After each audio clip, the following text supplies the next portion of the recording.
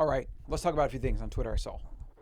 Congress never voted for vaccine mandates. These are not laws. These are edicts issued without constitutional or legal authority, and they will eventually be sued into oblivion. I mean, hopefully, as long as the separation of powers in this country does what it's supposed to do. Now, here's the thing. FEMA Act and the Patriot Act have set precedent so that if there's an emergency, right, which again is like they can kind of define whatever they want, if there's an emergency, then you can suspend the constitutional rights of whoever is needed to deal with that emergency. I think it was Reagan that wrote in the FEMA Act, and he made some comments about how he was kind of like he might have been regretful about doing it.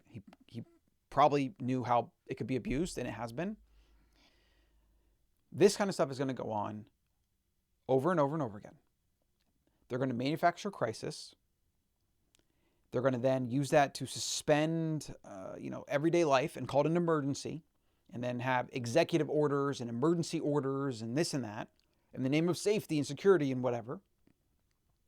And they will do this over and over and over, each time writing new laws and setting new precedents for just like people's mind that they can do these things and get away with them.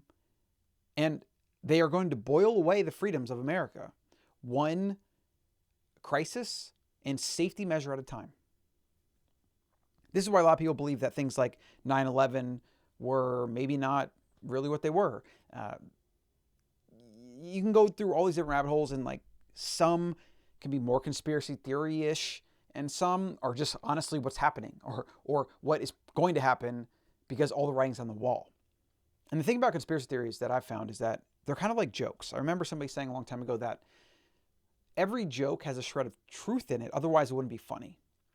So conspiracy theories are like that.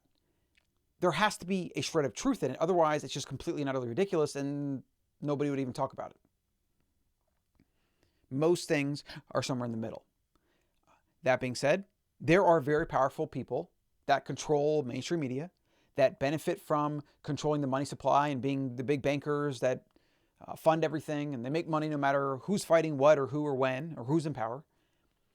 This is very well understood. I mean, you can just look at some of the private holdings of some of these individuals and see how much money, power, and influence they actually have and how far-reaching their tentacles go. So to think that they're just going to sit idly back and not do anything to influence things is kind of ridiculous. It's sticking your head in the sand. The reason governments get away with anything, and they will always get away with anything, is because the people let them do it, which is why the optics is so important to these people.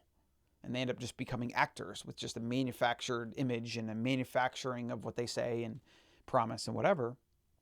If enough people believe it's right to issue vaccine mandates or force people to wear masks or whatever, it will go largely unpunished or uncorrected for a long enough period of time until the judicial process actually does something, which can take years, or until there's like kind of a change in the public consciousness, which doesn't happen easily or often. It just is what it is. It's the world we live in. So yeah, a lot of what I'm doing is trying to wake people up, and it kind of comes down to the same things. You got to think for yourself. You need to have your plan B, have your passport so you can get out of the country and into other countries. Have Bitcoin because they can't take it from you. If you do it the right way, it'll be the most important asset you've ever purchased in your life. swanbitcoin.com/Colin Stuckert. That's what I use. And my warning is, if you stick your head in the sand because you want to stick to what you're doing and you're busy and you got bills to pay and all this, and I understand all that. I totally get it. But if you just hope for the best and don't plan for the worst, you're going to be one of the people that is stuck in the worst. And it's not going to be pretty. It's not. Two more tweets here real quick. The revolving door of the FDA. All 3 FDA-authorized COVID shot companies now employ former FDA commissioners. Look at this shit. It's just unbelievable, man. These corrupt pieces of shit. And they actually convince themselves they're the good guys and they're doing good. It's disgusting. And then look at this one. Are you paying attention yet? The U.S. Treasury Department Secretary warns unvaxxed Americans that shortages will continue until everyone is jabbed. It's just crazy. Now, this doesn't bother me because they can't control all of us, and they're doing things like this to control the masses until they basically accept it. That's kind of what's going on here. But the free market will speak. I think America has crossed the threshold. I think a lot of the people that kind of watched by, did their own thing, like myself and many that I know that are like me, we've kind of been acquiring resources over the years and just paying attention to what's going on. Most of us don't really care about politics all that much because we think it's a complete and utter sham. But then they started knocking on our doorstep saying, you can't go here, you can't go there, you have to wear this, you now have to get that, you need these papers. And now we're like, whoa, okay. That's a little too far. It's like if you wanted to play your political games and get your bribes and your lobbying and do those things, like, okay, that's fine. It's pretty far removed from my everyday life. But now you're coming at my everyday life and that of my children's. That's not okay. And do you want to know what happens when you awaken a sleeping giant? It's not pretty, but that's what's happening. It is absolutely happening. Whether it ever comes to like what I'm insinuating here, I hope it doesn't. It probably won't, but it could. And it might just be small pockets of it.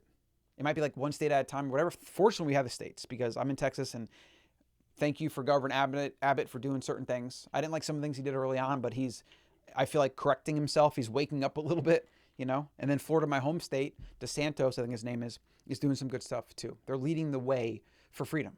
And then you have all the other spineless governors and mayors around the country following in line behind their corporate, big nanny government, medical cartel overlords.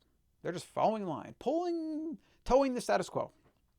And they're pathetic losers and pathetic excuse for somebody that's supposed to hold a public office. That's it today. Prepare and then wish for the best. Prepare and wish for the best. Prepare and wish for the best. Oh, and get the Better Human newsletter, thebetterhuman.co. You don't want to miss this. Trust me, you do not want to miss it.